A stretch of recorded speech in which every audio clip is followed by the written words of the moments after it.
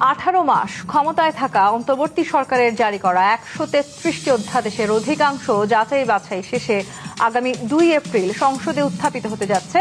কিন্তু এর মধ্যে গণভোট অধ্যাদেশটি আর সংসদে এমপিদের টেবিলে যাচ্ছে না, কারণ বিদ্যমান সংবিধানের দোহাই দিয়ে বহুমুখী বিতর্ক দিয়ে শুরু হওয়া গণভোট সংসদীয় বিশেষ কমিটি সংসদে উত্থাপন না করার সিদ্ধান্ত নিয়েছে।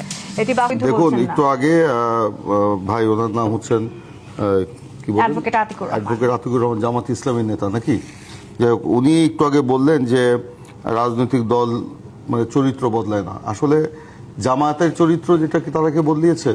71-এ তারা যেরকম গণহত্যা করেছে, স্বাধীনতার বিরোধিতা করেছে, রাজাকারী করেছে, মানুষকে হত্যা করেছে, নারী ধর্ষণের পাক বাহিনীকে তারা যেরকম সহায়তা করেছে, তারা কি তাদের চরিত্র বদলিয়েছে?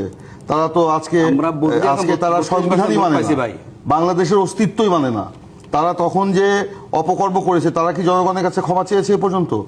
তারা কি যারা শহীদ হয়েছে সে পরিবারের কাছে গিয়ে কি ক্ষমা চেয়েছে?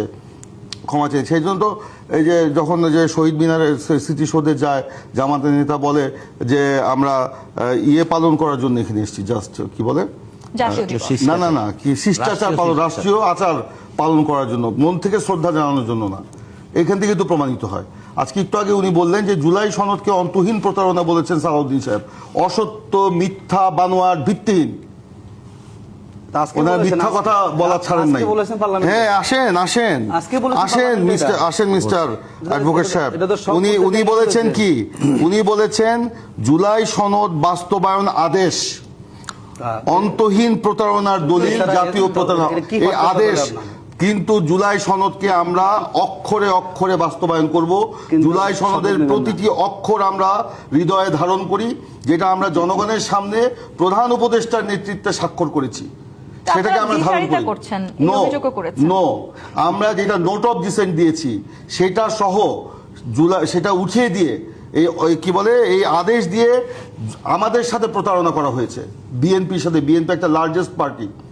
বিএনপি আপনার কতবার রাষ্ট্র ক্ষমতায় এসছে জনগণের রায়ে, সেই দলের সাথে প্রতারণা করা হয়েছে। জামাত এনসিপি জোটের চাপে নথি স্বীকার করে এই ডাক্তার আলী রিয়াজের নেতৃত্বে যে ঐক্যমত্য কমিশন, তারা অনৈক্য সৃষ্টি করে গেছে।